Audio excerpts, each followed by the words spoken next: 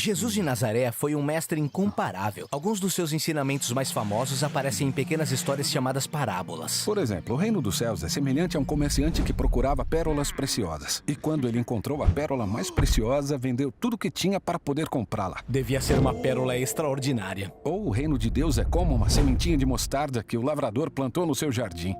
Ela cresceu e se tornou uma árvore imensa, e os pássaros pousavam nos seus ramos. Uau, que imagem linda!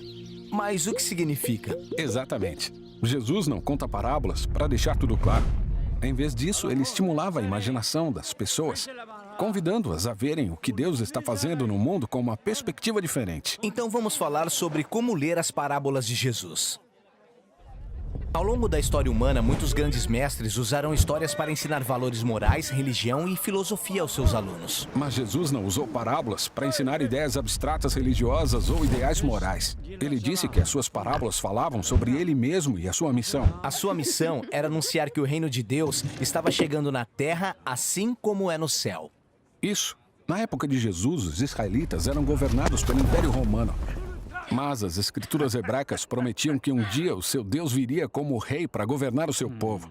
Por isso, muitos israelitas queriam se revoltar contra Roma e lutar pela sua liberdade. E muitos pensavam que o reino de Deus era isso mesmo. Exatamente. Mas Jesus era um profeta pobre que viajava de cidade em cidade curando pessoas doentes e convidando o povo a segui-lo.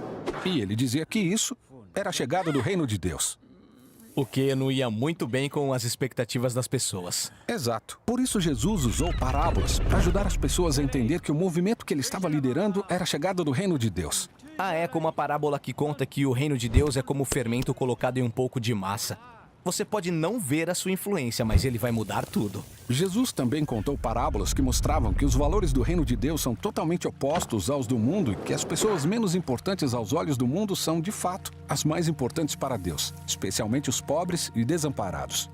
Sim, como a parábola do homem que passou o dia contratando trabalhadores. Alguns de manhã, outros de tarde, outros até quase no final do dia. E quando chegou a hora do pagamento, ele pagou a todos com o mesmo salário. Isso. Jesus está mostrando que dinheiro e status não são relevantes para um Deus que generosamente oferece misericórdia a todos.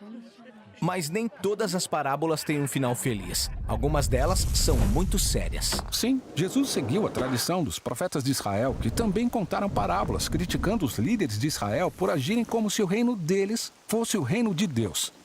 Assim, Jesus avisou os líderes da sua época que se não aceitassem a sua oferta do reino de Deus, eles seriam destruídos. Isso como